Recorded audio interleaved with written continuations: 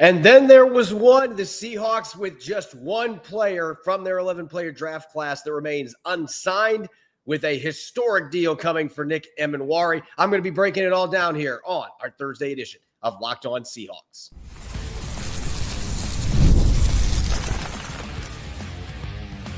You are Locked On Seahawks, your daily Seattle Seahawks podcast, part of the Locked On Podcast Network, your team every day. Greetings, 12. This is Corbin Smith, host of the Locked On Seahawks podcast, your daily Seahawks podcast, part of the Locked On Podcast Network, your team every day. A special thanks to all the 12s out there who are tuning in, whether you are in Sacramento, California, or Butte, Montana. Thank you for making Locked On Seahawks your first listen 5 days a week. We greatly appreciate it. Had to have a little bit of an audible for today's show.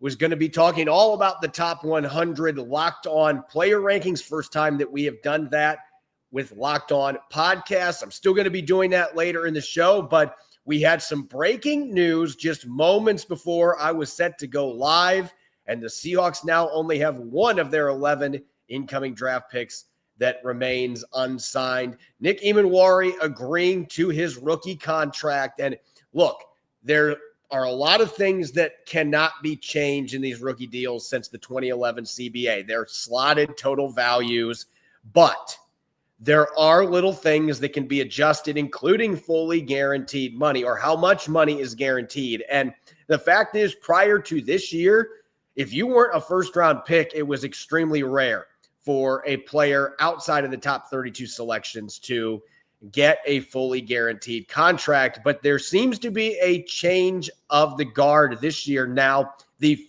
top three players selected in the second round have all agreed to fully guaranteed contracts. And according to Adam Schefter and a source that confirmed with me, Nick Emmanwori is one of those players with the Seattle Seahawks. And it's interesting, when this news came out just a little bit ago, I saw a lot of people reacting, wow, John Schneider caved in. And I can understand where that mindset's coming in, because John Schneider historically, whether it's rookie contracts, free agent contracts, extensions, he has historically liked to front load guarantees in contracts. And again, that includes rookies. First round picks, he's had more of a history of making those deals fully guaranteed. But after that, it has not been the case that they've done that. But with Nick Emmanwori, I think there's a couple things that we need to consider here as to why the Seahawks and John Schneider, I'm not going to say that they caved in. You can use that verbiage if you like, but why this came together where Emmanwori gets the fully guaranteed deal. I want to go back to the night that Emmanwori was drafted by the Seahawks. They traded up to pick number 35. They sent one of their second rounders. They sent a third rounder as well. They moved up to get him at the beginning of the second round. And one of the reasons that they did that, they said they had a first round grade. In John Schneider's own words, they had Emmanwori right next to Gray Zabel. And what they meant by that, hey, we viewed him as just as capable of being a guy we could have picked at number 18. He was in that same spot on their draft board. They had a clear first round grade on him. A fully guaranteed contract is a first round perk. And just looking at this quote in particular from John Schneider, the night of day 2 of the draft, just a few hours after they had picked Emmanwori, he said, we felt like we added 2 first-round draft picks. It was just evident to Coach Mike McDonald and myself, everybody in the room, that it was well worth it. And what he means by well worth it to trade up to number 35 to get him, because they viewed him as a clear first-round talent. So I heard last week that John Schneider was considering going with a fully guaranteed contract. And you go into this week, there was only one second-round pick, and that was Jaden Higgins of the Texans, who, by the way, got a fully guaranteed contract. There was only one second-rounder that was signed going into this week, with a lot of teams getting ready to report their rookies for training camp. Now we're starting to see dominoes fall, where a number of second-round picks are starting to sign their contracts. Emmanwori is the big one here for the Seahawks. They have 2 second-rounders, but with him being picked 35 and just outside the first round, with the Seahawks having that first-round evaluation of him, this was a player that they wanted to get into camp to be ready to roll. They were willing to give up this fully guaranteed contract because they feel he is worth it. They feel that he is a second first round player that they just lucked out that fell out of the first round. They could trade up to get him. They made the investment, trading multiple picks to go up and get him. So you're going to give that fully guaranteed deal that would typically just go to a first round selection. So I'm not surprised at all. This is something that I was anticipating in the end was going to happen. I thought that this was going to be a fully guaranteed deal based on what I'd heard. I had not been told specifically that, oh yeah, this is absolutely happening, but it sounded like they were strongly considering this. And when you just consider the comments that John Schneider made the night that they drafted Nick Emmanwori, I mean, they didn't even hint this. They literally said, if there was another player we would have drafted over Gray Zabel, or instead of Gray Zabel, this is the guy. And John Schneider also made it clear that they were getting itchy trigger fingers on Thursday night in the first round about trading back into the end of the first round to go get him. That's how strongly they felt about this kid. So it isn't just the athletic traits. Obviously, we can sit here and talk about that historic combine performance that was Nick Emmanwori in Indianapolis. But the guy was a unanimous All-American last year. He's a really good football player on top of being an outstanding athlete. So when you consider the evaluation the Seahawks had and the fact that he was just outside the first round, that they traded multiple picks to go get him, it's still just a second-round contract. This is not top 15 rookie money. You can make this gamble, if you want to use that word, to make him a fully guaranteed player throughout his rookie contract. And it isn't going to destroy your bottom line. If he has injuries, yeah, you're going to be bummed if he misses some time with injuries. You're going to be bummed with any player that has to happen. But to me, this is an understandable decision by John Schneider and the front office, why they were willing to do this with Nick Emmanwori. And it just makes sense when you consider how they evaluated him. He was a clear first-round talent. You're giving him the first-round perk. Now, what that means for Elijah Arroyo, the other second-round pick for the Seahawks, they selected 50th overall. I haven't gotten any new intel here since this news on Emmanwori broke, but I can tell you that because of the position that he plays, the fact the Seahawks did not trade up to get him, he was picked 15 picks after Emmanwori. There's a lot of factors at play here. They love Elijah Arroyo, and Seattle believes he's got a chance to be a really good tight end for a long time in this league. But based on those circumstances and what I have heard recently, I would be surprised if Elijah Arroyo is getting a fully guaranteed contract because he also has a extensive injury history. That's another thing to consider here. He was picked 15 picks later. You didn't trade up for him. He is a tight end in a system where you still have Noah Fant. It's possible Noah Fant is still your number one guy. Who knows how they're going to use Elijah Arroyo? Even with Emmanwori joining a safety group that has Julian Love and Kobe Bryant, because he has such a unique skill set and his athletic ability and his size, Mike McDonald is going to find ways to get him on the field. He is going to play a lot of snaps, regardless of what that means for Julian Love or Kobe Bryant. He is going to be on the field. Elijah Arroyo, we'll have to wait and see on that. But there's a lot of other reasons why. Not just the fact that it was 15 picks later, but there's a lot of other reasons, whether it's the fact they didn't have to trade picks to move up and get him, and they didn't have a first-round grade on him. There's a lot of different ways you can look at this. I think that Elijah Arroyo, you're seeing a lot of dominoes starting to fall with these second-rounders striking deals. There's going to be a cutoff line where teams are not going to be giving fully guaranteed deals anymore to these second-rounders. This is the first time we've ever seen just the first three players in the second round get fully guaranteed deals. It had never happened before this year. So maybe another player or two gets that type of a contract, but there's going to be a line where a team's going to say, no, we're not fully guaranteeing you. I will be very surprised if John Schneider makes the same move with Elijah Arroyo. That doesn't mean that I don't think that a deal is going to get done, though. Again, you're seeing momentum where some of these deals are now starting to come through with training camp underway for rookies. Teams want to get their guys in to the facility and get them ready for when the veterans come next week, including the Seahawks. I think a deal is going to happen before July 23rd when the veterans show up and it's time for the first full throttle practice of the 2025 season. I expect that deal to get done. I am not expecting it's going to be a fully guaranteed deal for all the reasons that I outlined.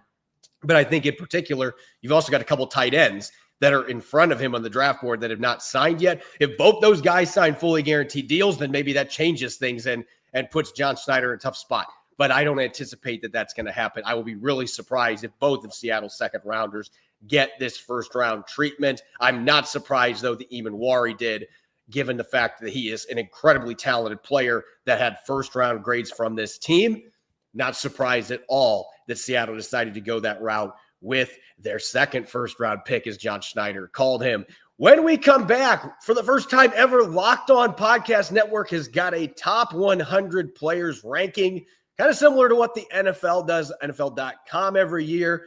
Going to look at how our hosts voted and where certain Seahawks may have fallen on that list. And of course, we'll talk about some players that I wonder if they belonged on the list or not. We've got to have snub season. All that coming up next here as we continue our Thursday edition of Locked On Seahawks.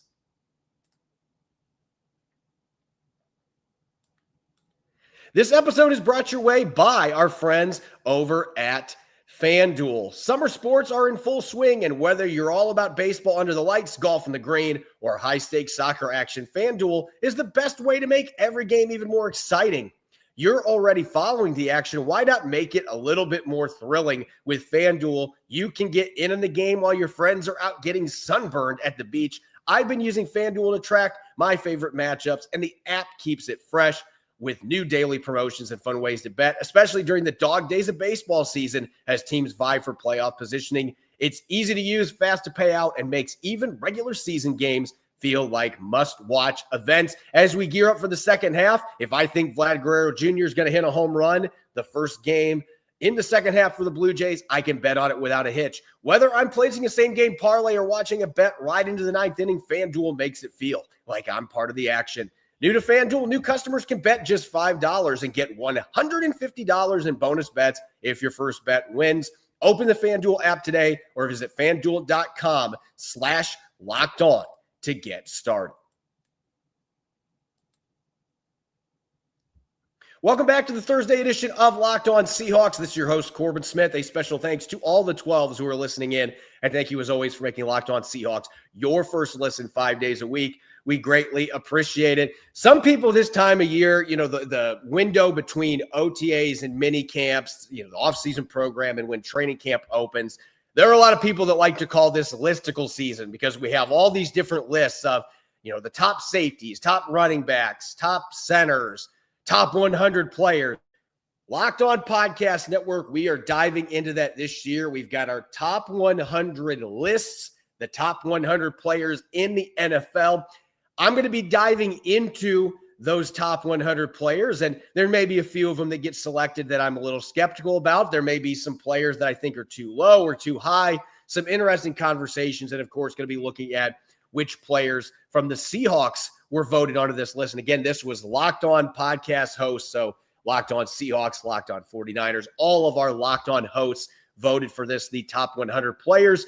Let's start off with the first 10 here. Number 91 through 100. There's definitely some NFC West flair. There's also a Seattle Seahawk on this first cluster of 10 players. A few familiar names here. Budda Baker, the pride of Washington, coming in at number 100. New Rams receiver Devontae Adams at 97. And, of course, Tariq Woolen at number 95. And this actually surprised me a little bit because I did not have Woolen on my top 100 list. I had 3 Seahawks, but he was not one of them. I had him just outside because it still felt like his game was a little too inconsistent for me last year. But he was a guy that I could understand making it into the top 100. And being in this first cluster at 95, that seems about right. If we were looking at rookie year Tariq Woolen, then definitely I would have him a little bit higher. I thought he played better last year than he did in 2023, but I want to see that 2022 performance in his final year in his rookie contract. So Woolen being the first Seahawk that gets on the list. And then looking at 90 through 81, some interesting names on here. Mike McDonald's former linebacker Roquan Smith in Baltimore at 89. I'm surprised that he's that low, to be honest with you. We've got another Seahawk coming in at 86. Leonard Williams, he was 99 on the NFL's NFL.com list. So our analysts, our host had Leonard Williams, the big cat, significantly higher. I still think this is a little bit low compared to what he did last year, but at number 86, that's much higher than 99 that the NFL.com listing had.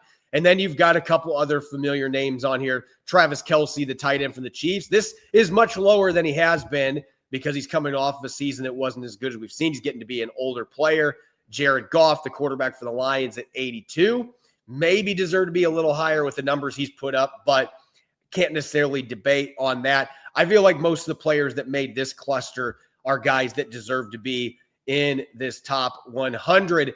As far as the 71 through 80 rankings, a couple familiar names on here for Pacific Northwesterners. Bobby Wagner, all those years in Seattle, he is still a top 100 player. I actually picked him in the 60s, so not too far from here. But Bobby Wagner going into his second season with the Commanders, coming in strong at number 77 on this countdown.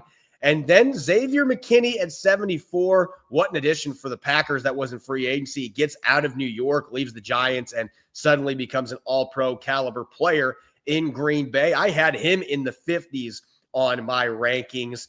Brian Burns at 73. I actually had him in the 90s because he had kind of a disappointing year last year for the New York Giants. Still had him as a top 100 player, but not quite as high as what we had in our rankings. Now, looking at our next set here, 61 through 70, Quinn Miners from the Broncos, a guy that I had higher than this. I had him, I believe, at 48 on my list. I think he is one of the very best guards in the NFL. He starts this list off at number 70.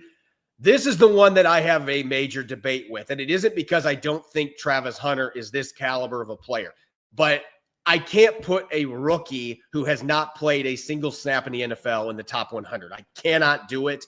Do I think he has that kind of ability? I could see him being a top 10 player in the league at some point with his receiver and corner talent, but I did not vote him on my list because I haven't seen him play in a game in the NFL to this point.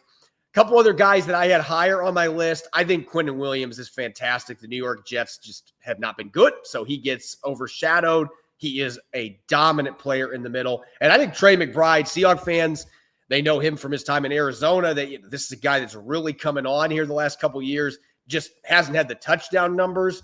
I think he is one of the better young tight ends in the NFL, and I had him ranked higher on this list than what the rest of our hosts did. He must have been in the 80s and 90s on a number of those surveys that were submitted because I had him higher than he was listed there. I think McBride has a chance to be even more dynamite this year. Seahawks fans are hoping not against them, but in the NFC West, I think McBride is one of the top young tight ends in all the NFL. And looking at numbers 51 through 60, this is where the Seahawks' third player comes onto the board at number 59, Devin Witherspoon. Interestingly enough, I put him at number 54 on my survey. So very close to where I had Witherspoon. I want to see more ball production, particularly interceptions, but there's a lot of things that I love about the way that Spoon plays the game that I think he is very much deserving to be in this list of top 100 players. And you've got a former Washington Husky in Trent McDuffie at number 51 for the Chiefs, another corner that's going to be getting a big payday coming up. When I look at this first cluster, I think that I had two of the three Seahawks that were selected in these first 50. I had two of those three on my rankings. I did not have Reek Woolen. He was just on the outside looking in.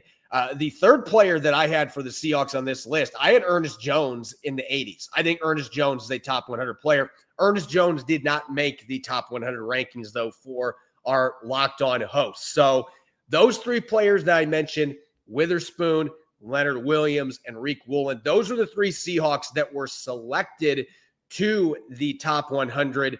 And when I come back, I'm going to look at the top 50. There's no Seahawks in there, but I'm going to make an argument for why at least one of their players should have been in the top 50. And then I'll discuss snubs, guys that I think were deserving to be on this list that were not. I will get to that coming up next here on our Thursday edition of Locked On Seahawks.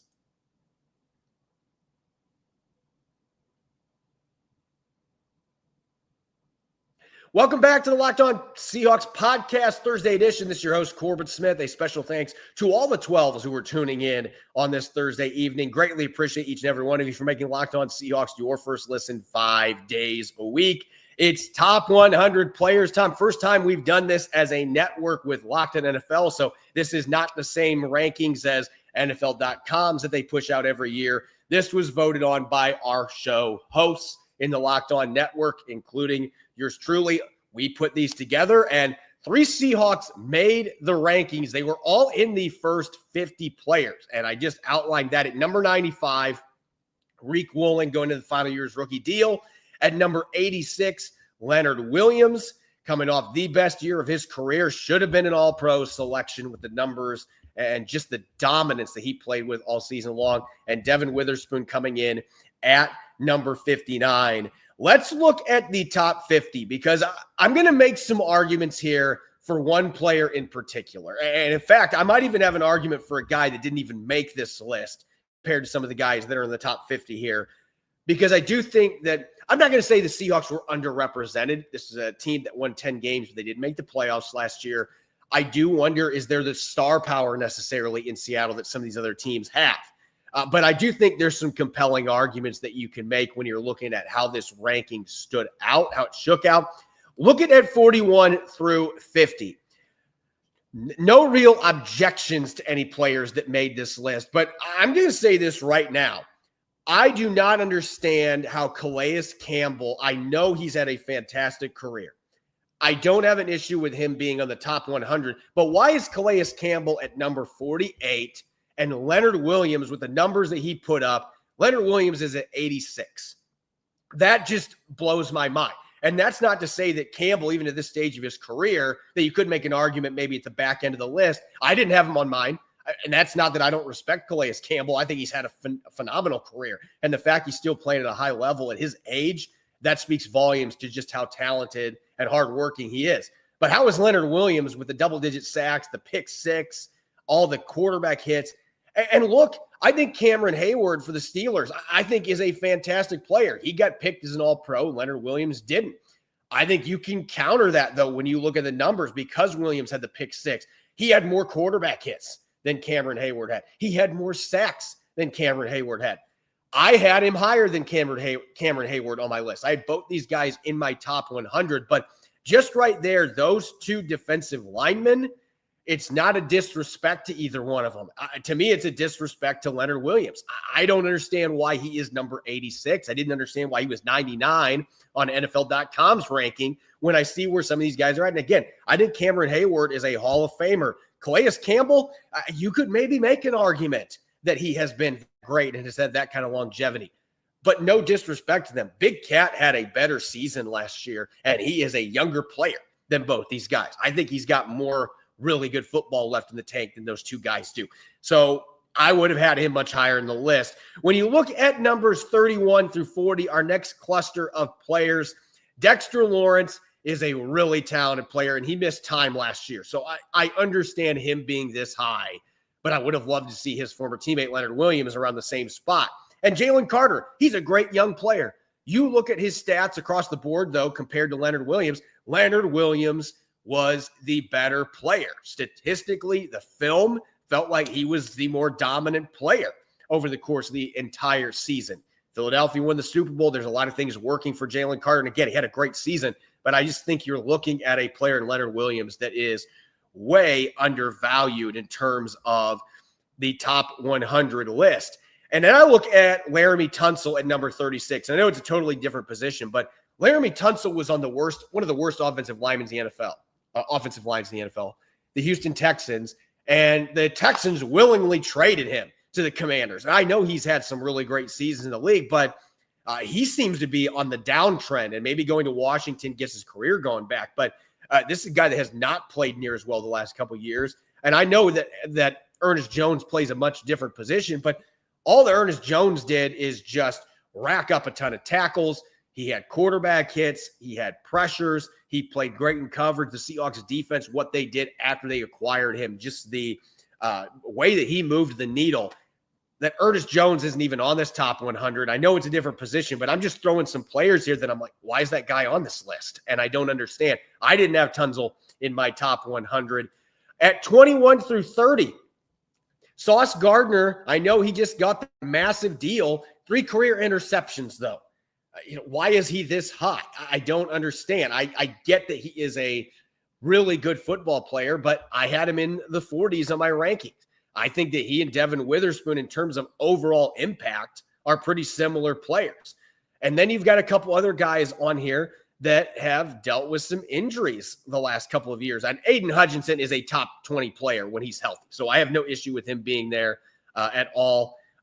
He's certainly one of the very best. Fred Warner is still one of the very best linebackers. He was playing injured last year. I don't have too many issues with most of the guys here on this list, that there are some players that weren't as good statistically last year because they were battling injuries. So I don't have too many complaints there as far as it pertains to the Seahawks. Now, looking at the top 20 players, there's not a lot to debate here with most of the players that made this top 20. I picked the vast majority of these guys, whether it's Derrick Henry, Max Crosby, Lane Johnson.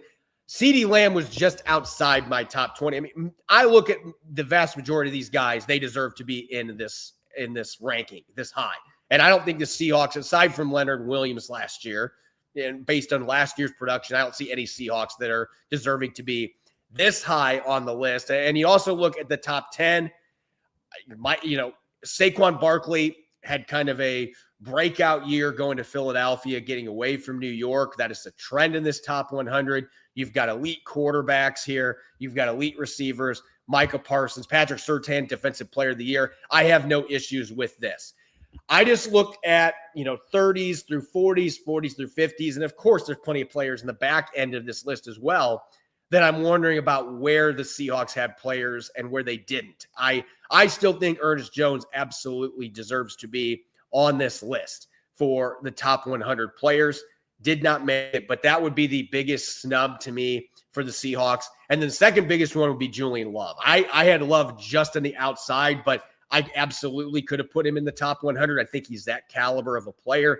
Those are the two to me that have the biggest gripe on the Seahawks as far as not being on this list. If Boye Mafe or Derek Hall got to double-digit sacks, maybe we could be having that conversation. JSN, as good as he was, receiver's just a stacked position. There's so many elite receivers that it's going to take some time for him to be able to work his way up that list. But fact of the matter is, he is dealing with the elite of the elite, and he has to take that next step to be a top 100 player, and I didn't have him down. So I guess the main argument I'm making here, when you look at the three that got selected, I don't have any issues with these three players. Two of them I picked. I had Leonard Williams in the 30s. I think he is a much higher ranked player than 86, but at least we got him better than 99, like the NFL.com list did. Witherspoon, I was only 5 spots away from having that one correct. And Woolen, he was with Julian Love as kind of one of my right on the cusp guys that absolutely was deserving to be in the top 100. But I didn't pull the trigger on those players. I think Ernest Jones is the biggest miss here, just because I look at the talent of the linebacker position. And maybe it's explaining when you look at the fact Roquan Smith is number 89. I think it is a position that's being devalued in terms of its importance for defenses. So I think that plays into a lot of voters' minds when you're looking at a player like Ernest Jones, as productive as he is and what he does for the rest of the defense. Those are things that can't always be quantified with his own individual statistics. And if you're not watching every game, it's hard to really feel his presence out on the field the way that Seahawks fans certainly felt that when he came in, that defense suddenly became a top 5 scoring defense after they had him in the starting lineup. So I think Ernest Jones absolutely deserves to be on here, but I understand the linebackers, see it with contracts, you see it with where they're drafted. It's kind of like running backs on the defensive side of the football, that there seems to be a diminished value and emphasis that teams are putting in them. I think that you're seeing that reflected in the voting here for the top 100 too. That being said, I still think Ernest Jones deserves to be on there. If he has a really good full first season with the Seahawks and we get to this time next year and he's not on this list, that is going to be ludicrous. He absolutely deserved to be on this list. To me, he is one of the better linebackers. The fact he hasn't been a Pro Bowler, maybe that ends this year and he finally gets some of the recognition that he deserves. As always, you can follow me on X and Blue Sky at Corbin Smith NFL. Make sure to subscribe to Locked On Seahawks on YouTube or wherever you listen to your podcast to make sure you don't miss a single episode. When we come back tomorrow, going to be looking at another key essential question going into Seahawks training camp that is now less than a week away. And Nick Lee and I will have a fun Blue Friday game as always. Make sure that you listen in and enjoy the rest of your Thursday night. Go Hawks.